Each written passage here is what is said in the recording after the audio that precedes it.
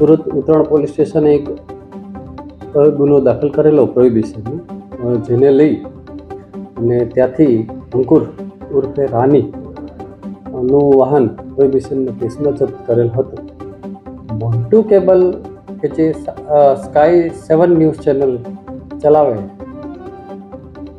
તેણે આ કામના ફરિયાદીને એવું કીધું કે ભાઈ તારે ગમે તેમ કરીને પૈસા આપવા પડશે. શરૂઆતમાં 35 લાખની વાત કરી અને પછી કીધું કે ભાઈ 10 લાખ તો આપવા જ પડશે.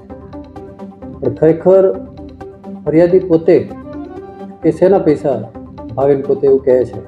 ત્યારે મોન્ટુ કહે છે કે જો હવે તું મને આ પૈસા નહીં આપ તો હું તને ગમે ત્યાંથી તને ક્યાં તો કોઈ પ્રોહિબિશનના કેસમાં અથવા તો ગુજસી ટોક જેવા કેસોમાં તને ફસાવી દઈશ, એમ કરી અને તેની પાસેથી ખંડણી માગેલ.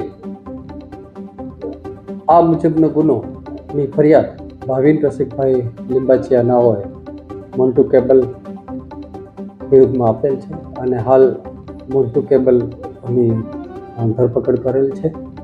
આગળની કાર્યવાહી ચાલુ.